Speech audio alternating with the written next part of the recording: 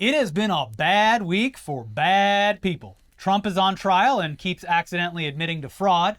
Kevin McCarthy became the first Speaker of the House to be ousted in American history. Bye-bye. Elon Musk has been hit with 2 massive lawsuits while continuing to destroy his own social media platform. Ticket scalpers are finally seeing some well overdue consequences and so much more. But you know who we haven't checked in on at least this month? That's right. MyPillow CEO Mike Lindell. Oh, good. A man who has not only lost his mind, he's also apparently lost his entire pillow fortune in his futile attempt to somehow prove that the 2020 presidential election was stolen, despite multiple investigations concluding that there is no evidence of widespread voter fraud. Mike, buddy, it is 2023. I You think gotta it's time let to- this one go. People have already lost lawsuits over this. It's time to let it go. You got a whole new election coming up for you to claim was stolen. Yeah, if he was a real business brain, he would be hyping up the next stolen election. Yeah. Because it hasn't happened yet, you can't prove that it didn't happen. That's the problem with guys like Mike Lindell. They have one good idea. Yeah. A pillow.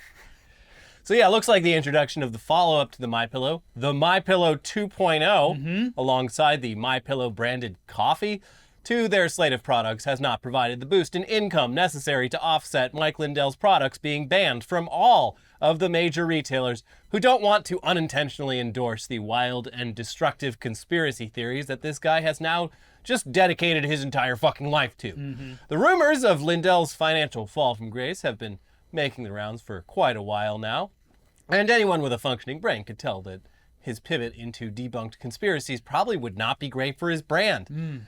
But the latest news regarding Lindell's finances comes directly from the people who were supposed to be getting paid to defend him in multiple defamation lawsuits. It be his own lawyers. That's right. Or former lawyers, I guess, at this point. Yep. Here's NBC News. The attorneys defending Mike Lindell and his business against defamation claims from voting machine companies are seeking to sever ties with the MyPillow guy over millions of dollars in unpaid legal fees. In a court filing Thursday, the law firm Parker Daniels Kibort LLC said Lindell and MyPillow are months behind on their legal bills in 3 defamation cases, and they can no longer afford to represent him. Quote, "At this time, defendants are in arrears by millions of dollars to PDK," the filing said. PDK is a small litigation and trial firm in Minneapolis, Minnesota, and cannot afford to finance defendants' defense in the litigations. Should have read it in the voice. I didn't know it was a local firm. Oh, yeah. We can't afford to keep doing this. We're just a couple of local lawyers. I don't know what any of this business is. I'm trying to just make a living for my family here.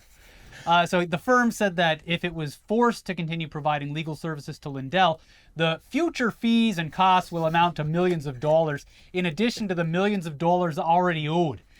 Lindell on Thursday praised his lawyers as brave and courageous, and said he would gladly keep paying them if he wasn't broke. That's just the thing. "We've lost everything, every dime," he told NBC News in a phone interview. "All of it is gone." Lindell said his company has faced financial challenges amid the lawsuits and sustained bad publicity to the point that he can no longer take out any loans. "They took away my borrowing because of all you guys in the media," Lindell said, adding that he'd been canceled over his comments on the 2020 election. Asked if he planned to represent himself or hire new lawyers, Lindell said it was too soon to tell. Oh, baby. If he- You gotta do it, Mike. No one can tell your story better than you yourself. Bring the cameras in the courtroom right now. Defend yourself, Mike. Obviously, these lawyers, they're all a bunch of crooks. Yeah.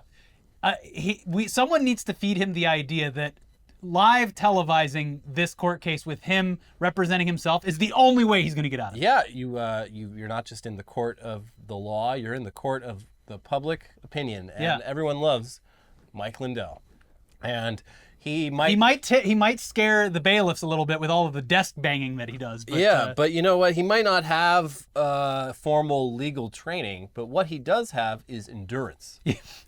He can just filibuster this trial until they're like, fine, get out. It's it's rare to see someone commit to the bit this hard. It's pretty much Mike Lindell and Rudy Giuliani, who is also facing lawsuits for not paying any of his legal representatives. Yeah. I never checked in on the Mike Lindell, the MyPillow fire sale where they were just selling like all their chairs and like coffee makers and shit. Well, there's also a according to screenshots that people have posted on Twitter, he's doing a massive sale on the actual product right now. You can get My Pillows up to 80% off. Please, someone get these pillows. I'd love to, Mike. I'm good on pillows, though. Yes. It's just not a product I'm buying a lot of. I have them. And what they should do when they reclaim all of his businesses is just give all of these pillows to homeless people. Or make a big, like a giant ball pit, but full of My Pillows. And, I can jump into it and be like, Filthy. Anyway, they also add that in a March interview with Newsweek, Lindell said he'd been forced to borrow $10 million to pay for his legal fees. In April, an arbitration panel ordered Lindell to pay $5 million for losing his Prove Mike Wrong 2020 election challenge, in which participants were asked to find proof that his cyber data was not valid data from the November 2020 election, as he'd contended it was. Software developer Robert Zeidman won the challenge, but Lindell refused to pay. Lindell is now challenging the arbitration panel's ruling. On Thursday, Lindell told NBC that despite the financial strains on him and his company, he plans to keep pushing his stolen election claims. Jeez. Quote, "I will never stop trying to secure our elections," he said. Keep in mind, he is facing billions of dollars in damages while refusing to pay out $5 million to someone who literally proved Mike wrong, and previously borrowing $10 million just to pay legal fees. Safe to say, this guy's cooked. Yeah. It's only a matter of time. He is in the pot and the water's boiling. Uh-huh. And here's a clip for you because, as we are all aware, Mike Lindell, he'll take any media appearance he can get. Mm-hmm. Just say when. Just say when and where. He's there. All the lawyers we have for My Pillow and myself in the lawsuits with the lawfare with Dominion and Smartmatic, they just filed in federal court that to drop us as our attorneys, and this comes from the lawfare basically, and from the media, the attacks on My Pillow, what American Express did, just devastating our credit, and we have to. I can't pay the lawyers. We can't pay. There's no money left to pay them. Yeah. Well, I'm surprised that Frank Truth or whatever the hell Frank Social. Frank Social isn't Frank Speech. Frank Speech isn't floating this entire lawsuit because obviously he's raking it in from all the ad dollars and subscriptions over on Frank Speech. It's a mystery, I guess. But let's move on to a story that affected all Americans this week, even some you wouldn't expect. Because on Wednesday of this week, a nationwide text message was sent out to every phone in the country as part of a test of our National Wireless Emergency Alert System. It probably goes without saying why this type of test is important, but that didn't stop conspiracy theorists from going absolutely insane in the lead up to this test. Well, hey, look, turns out they were right. I'm a zombie now. Yeah, that's true. I am a woke vaccine warrior. Mm-hmm. They claimed in some cases that this test was going to either activate sleeper agents or, like Elliot said, turn vaccinated people into zombies. It would inject the woke mind virus directly into your brain. Yeah, it triggers all of the ingredients that are included in the jab. And there were more crackpot theories, but people were instructed to wrap their phones in tinfoil, turn off all of their electronic devices, and spread the word of this upcoming apocalypse, which allegedly even led to at least one landlord notifying tenants that they would be shutting down all of the power in their units in order to avoid this attack. Really? A landlord?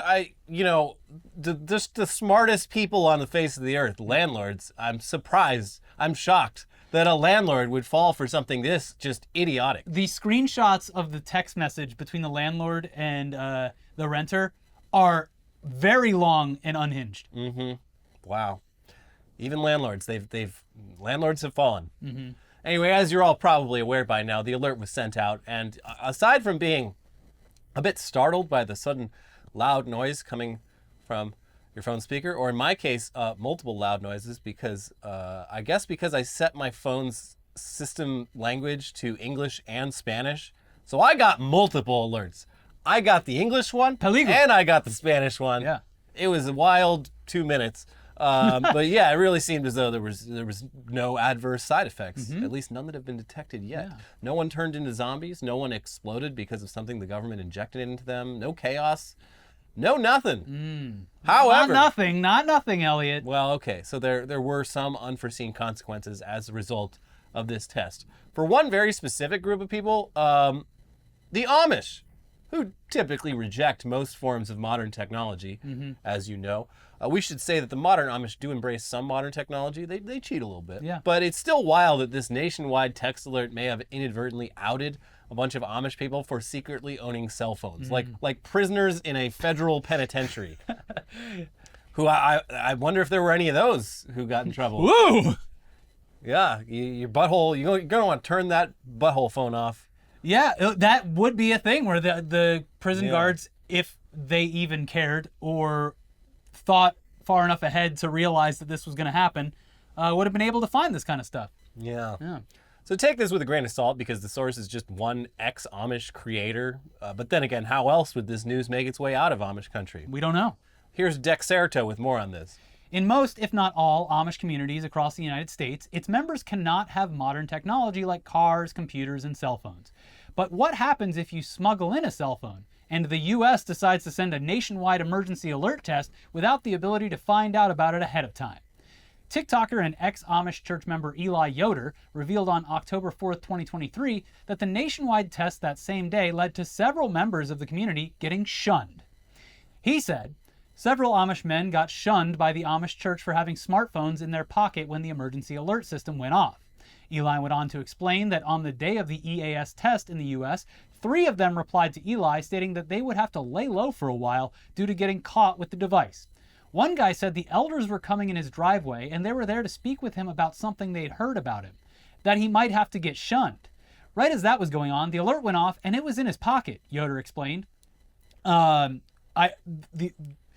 only firsthand knowledge with this is that I can confirm that Yoder is an Amish last name. Yeah. It's the big restaurant in my hometown which is the place where all of the Amish go for Rumspringa, and a lot of them have put down roots there. There's a certain part of town where you can't drive more than like 15 miles an hour and everyone's on buggies and tricycles.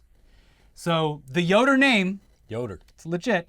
But if this text would have affected anyone, it would have been me because I got the newest jab and the flu shot in one go. Fresh 5G, fresh microchip. And I got that the day, literally 24 hours before this text went out, and I'm feeling fine. In fact, I had no side effects from getting both shots, just the soreness on the arm, but pretty cool. Well, we'll see about that, Ricky. We'll Get see your about jabs. Get your jabs. I'm on the side of Travis Kelce and Taylor Swift. Me, Travis Kelce, and Taylor Swift. We all say, get your jabs. Oh, they've gone woke? That is what a lot of the right-wing NFL enjoyers are mad about, is that this is all some big psyop to get people to do the vaccine, because introducing Taylor Swift and getting everyone hyped up for a guy who was just in an ad campaign about the benefits of getting vaccinated. I thought all the right-wingers stopped watching football years ago. Or switched to college football. But I guess not. I guess some of them want to torture themselves. Yeah. Anyway, our next story should provide almost everyone watching with a much-needed dose of schadenfreude, because it has to do with ticket scalpers getting completely hung out to dry and losing hundreds and in some cases thousands of dollars by betting on the wrong concerts and falling for Ticketmaster's ticket buying experience, which uses emotional manipulation to trick people into thinking that they will absolutely miss out on concert tickets if they don't pay whatever the hell the site initially offers. A recent report from 404 Media, which, by the way, you should be following them and reading their coverage of everything, because we've mentioned this before, but it's a new site that was launched by former staff members of Vice's Motherboard. Yeah. Anyways, a recent article of theirs dives into this massive failure on the part of scalpers trying to make easy money off a series of Travis Scott concerts. Full articles are always linked below, but here you go. Check StubHub right now and you can find thousands of tickets to sold-out shows in many cities for between $10 and $20, far below the face value for Travis Scott's cheapest tickets at $61.50 before fees when they first went on sale. In ticket reseller lingo, Scott's tour is a bloodbath. The results of overzealous brokers and noobs, quote, overbuying tickets based on a miscalculation of the likely value of his tickets on the secondary market. Many brokers now stand to lose a lot of money on Scott's shows. That's a shame. It's too bad. Unfortunate.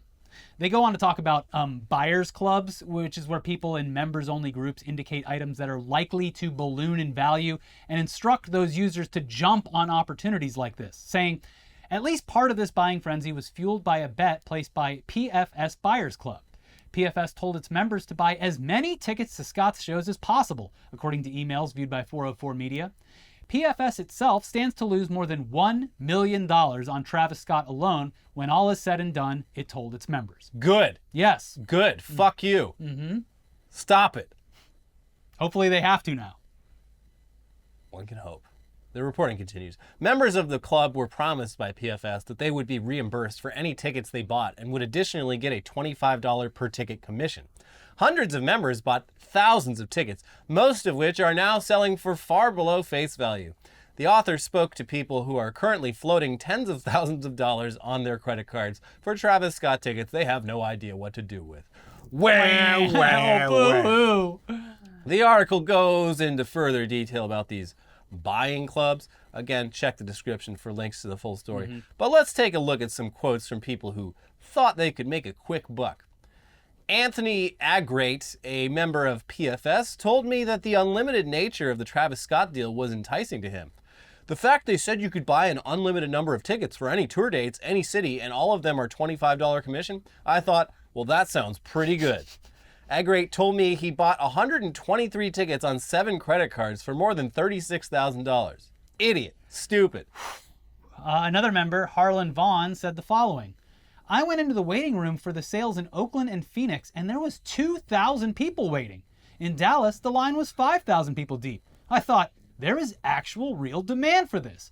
Why not just try to buy them and resell them myself? I went like full mania with it. Later that night, Scott announced that he was going to be adding shows in specific cities, thereby doubling the number of available tickets in some markets. Quote, however much demand was there for one gig was cut in half, essentially, Vaughn said.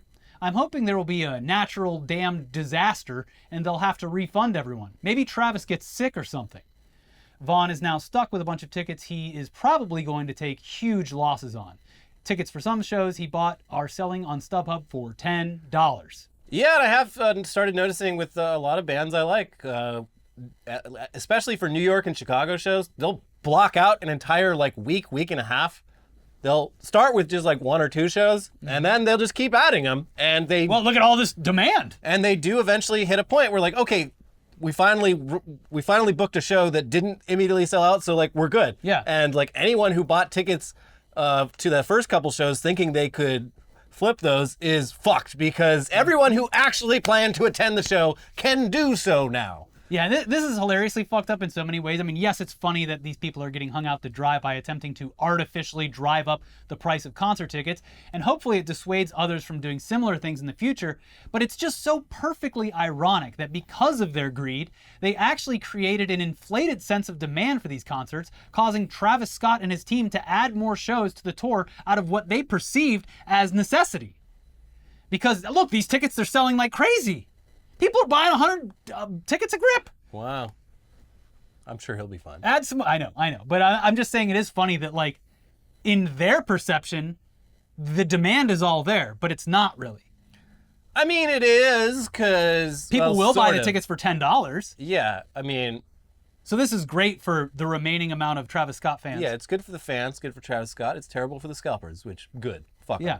So they added more shows, and shows that have cratered the price of the previous shows, ruined the bank accounts of scalpers, and either will have Travis Scott performing to half-empty arenas, or actually performing to people who want to see him perform and can afford decently priced tickets. How about that? Yeah, that's the one bit of good news, is that if you are a Travis Scott fan, you got the deal of a lifetime right now. I don't know. Is he going to do any of that devil shit? I don't know. And we should also point out that if it wasn't obvious, Ticketmaster's probably loving this, because they just get all the fees attached to every sale of each ticket. Either way, they win. Yes. The game is fixed. That's right. As Idris Elba would say. Mm-hmm. Anyway, we do have more news coming up for you in just a second, including some updates to some stories that we've been covering this week. But first, we have to thank today's sponsor, Factor, for not forgetting about us while the show was on sick leave. Yes, thanks, Factor. With the busy fall season already in swing, you might be looking for wholesome, convenient meals for jam-packed days. Factor, America's #1 ready-to-eat meal kit, can help you fuel up fast for breakfast, lunch, and dinner with chef-prepared, dietitian-approved, ready-to-eat meals delivered straight to your door. You'll save time, eat well, and stay on track with your healthy lifestyle. With Factor, skip the extra trip to the grocery store and the chopping, the prepping, and the cleaning up too, while still getting the flavor and nutritional quality that you need. Factor's fresh, never frozen meals are ready in just 2 minutes, so all you have to do is heat and enjoy, and then get back to crushing your goals. Relish the best of autumn with fall flavors. They're limited time only hearty, comforting meals featuring seasonal veggies like cranberry pecan chicken and apple Dijon pork chops. Ready in just 2 minutes, they'll satisfy your fall cravings during the busy season without the hassle. Round out your meal and replenish your snack supply with an assortment of 45 plus add-ons to suit various preferences and tastes. Choose from breakfast items like the delicious apple cinnamon pancakes, bacon and cheddar egg bites, and potato bacon and egg breakfast skillet. Or, for an easy wellness boost, try refreshing beverage options like cold-pressed juices, shakes, and smoothies. This October, get Factor and enjoy eating well without the hassle. Simply choose your meals and enjoy fresh, flavor-packed meals delivered to your door. Ready in just 2 minutes, no prep, no mess. Head to factormeals.com/newsdump50 and use code newsdump50 to get 50% off. That is code newsdump50 at factormeals.com/newsdump50 to get 50% off. That's half. Yeah, all right, well, let's get back into the news now. We should probably mention the fact that Elon Musk has once again altered the Twitter timeline, despite everyone praying that he not alter it further. I wish he would alter the timeline in a different way. His life timeline? Like going back in time and, I don't know, doing something. Well, in an incredibly stupid move that is only rivaled by every other decision that he's made, Musk has chosen to remove headlines from articles that are posted on Twitter, opting instead to simply show a thumbnail in their place. And thumbnails for news articles, they're not always created with this type of interaction in mind, and some are just stock images meant to loosely represent what the article is about or who's involved. Yeah. So now these thumbnails are all you get when someone tweets a link to an article. And because of the way that they look, it's also confusing whether or not anything is an article or just an image. Yeah. I saw stuff today where I was like, oh, I think this is an article, and I clicked it and it was literally just a picture. Well, there's a simple fix for this. All the news sites have to simply make thumbnails like ours. Completely change what they do. Make thumbnails like that one fake one, Uber driver sucked me off. Yeah. Start doing Someone shit like added that. Ben Shapiro to that today. It was great. But yes, that's what they'll have to do. The return of clickbait thumbnails is quickly approaching to Twitter. And this will create a lot of jobs because the AI can't, I don't think the AI can do that yet. That's still a human job. So thanks, Elon Musk. Is that what you're saying? Yeah.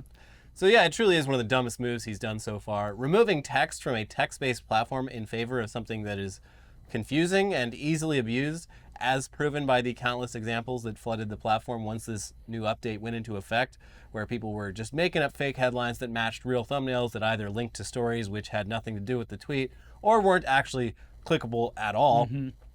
Juniper, one of the best posters out there, had a few bangers like the following.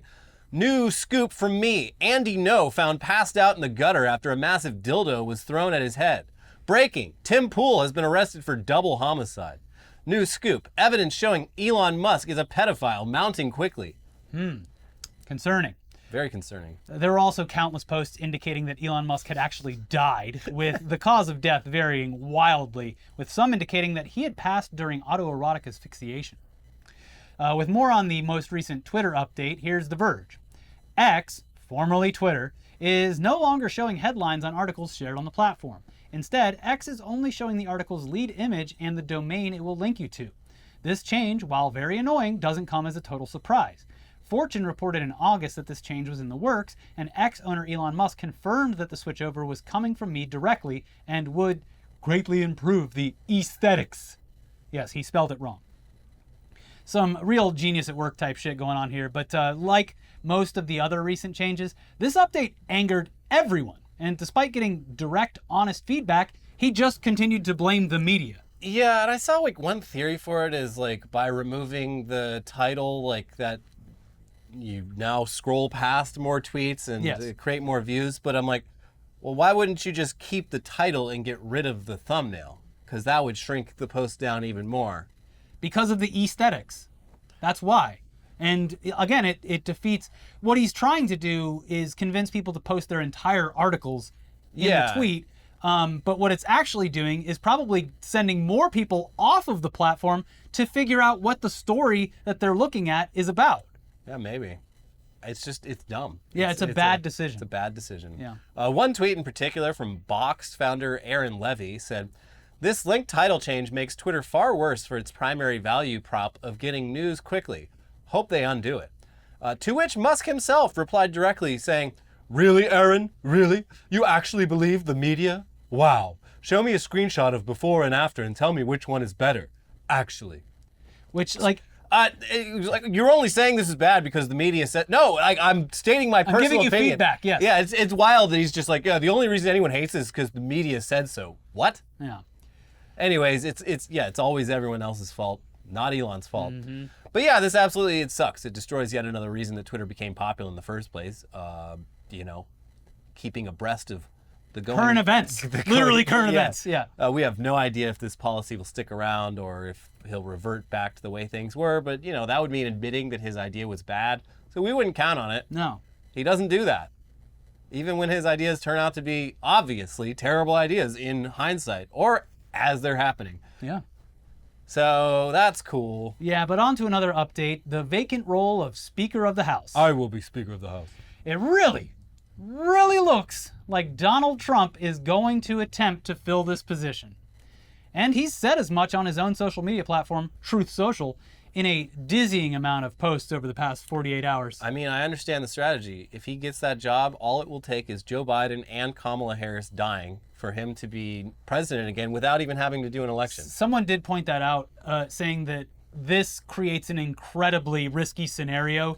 All it takes is one or two psychos. Yes. And he's got plenty of psychos. This is an incredibly dangerous premise. Mm-hmm. But here's a quick sample of one of his posts from the past 48 hours or so. Elliot, I'm going to let you do the voice. Okay.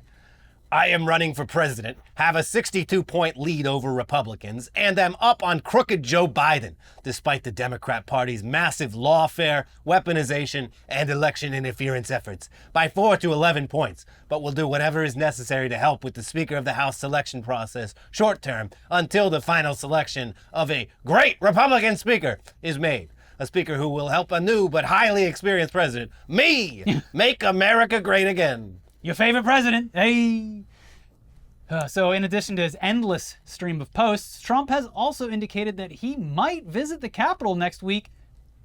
Oddly enough, would you look at the time? The exact time when Republicans are scheduled to pick a new What are the speaker. chances? Wow. Here's the Associated Press.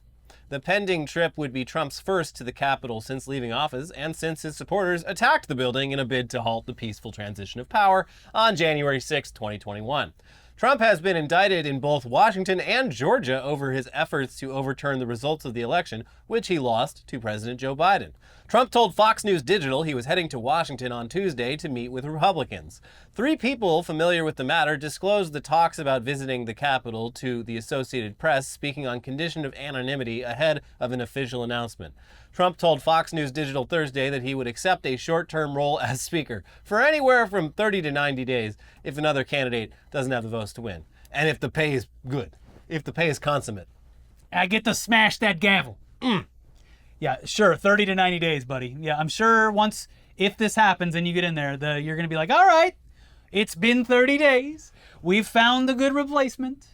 So I guess they're going to do it because you can always count on the dumbest possible thing happening. Yeah, it really seems that way.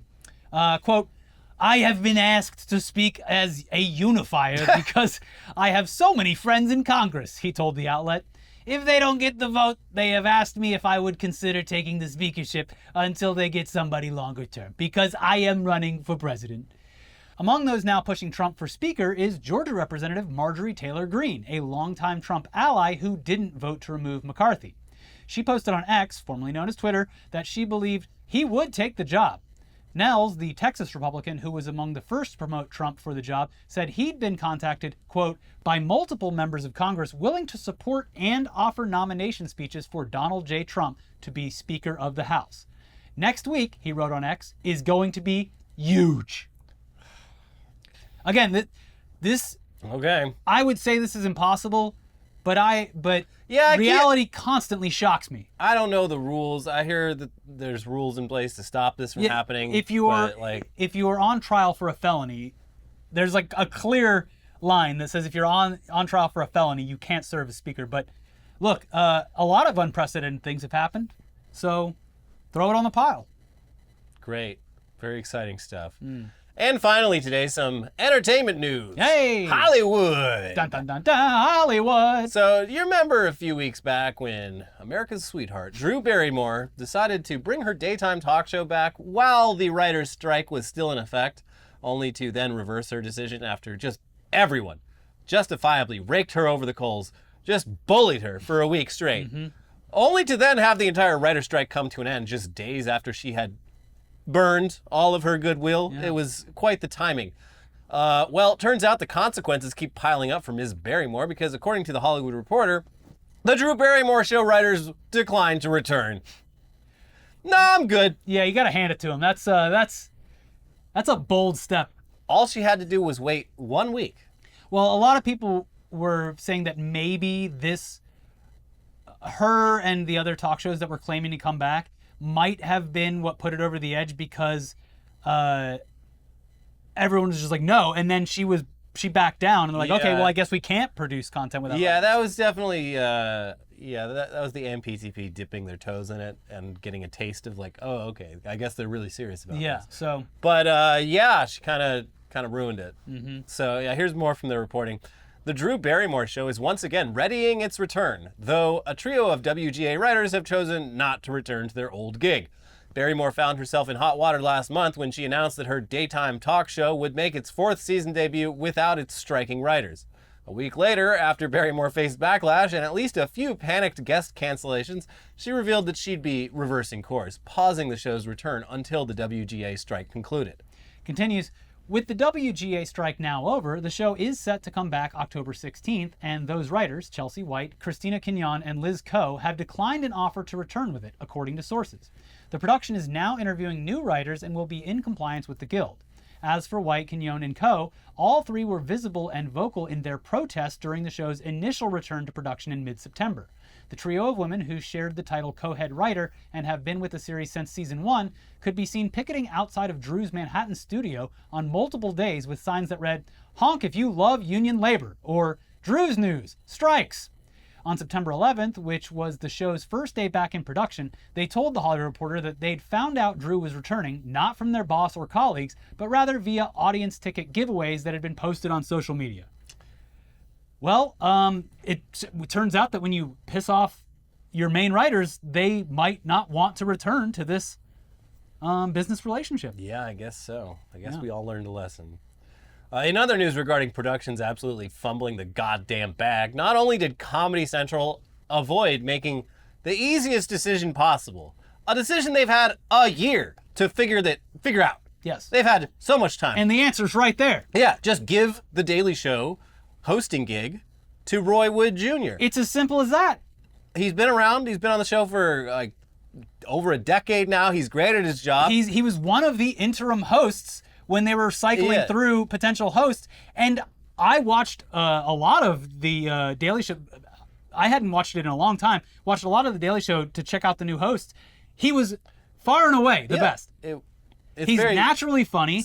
Yeah, so he's a great writer. Did they give him the job? No, they didn't. No. They apparently still haven't decided who is going to be filling that role at all, which has caused Roy Wood Jr. to just say fuck it and leave the show entirely. Great job, everyone. With more on this, here's NPR. Comic Roy Wood Jr. says he will not return to his position as a correspondent on Comedy Central's The Daily Show when the show resumes new episodes later this month, ending a job he first started 8 years ago. The reason? Since he hasn't been offered the job as permanent host of the show, Wood wants some time to figure out his next act. Quote, "I can't come up with what plan B is while still working with plan A," says Wood, who has decided he doesn't want to be on The Daily Show as a correspondent, waiting for someone else to take the top job. The job of correspondent, it's not really one where you can juggle multiple things, and I think 8 years is a good run. So 8 years, not a full decade, but still very long time. It's a long time, Yeah. and also it was like, even like months ago, it was like, yeah, it's probably between him and Hassan Minhaj, and then Hassan had some very silly drama happen to him. So he's out of the running. It's all like, comics embellish jokes, but he did it in a very specific and weird way The problem is- called out real human beings for things that they did not do. yeah, and he did it in that way where it's like I'm up here doing stand-up, but I'm about to tell you something. Some real truths. Some real truths. Yeah. I'm going to make you clap instead of laugh. Yeah. And when you're doing that, it is a little bit more important to actually Also, tell the truth, I'd say. I've been victimized, and here are all the people's names. Yeah, just did not a good look. No.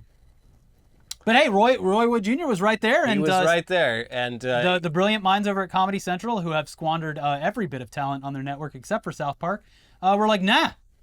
well, good for him. I mean, you can only take so much disrespect before you got to get up and go. Yeah, turns out everyone in all industries, They should just including the fucking- entertainment they industry, should are tired cancel of the this. show. Cancel the fucking show.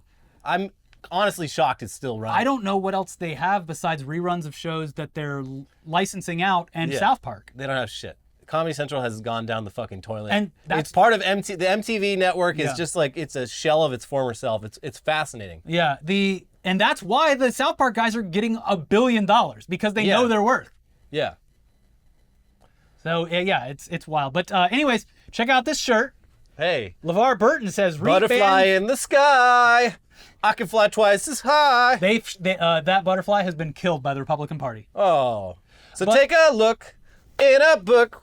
Get your T-shirt. Yeah. So there was an initiative that's Artists Against Book Bans. MoveOn.org. They partnered with LeVar Burton to organize nearly 200 celebrities and creative leaders, like us, Yes. to sign an Thought open letter. leaders.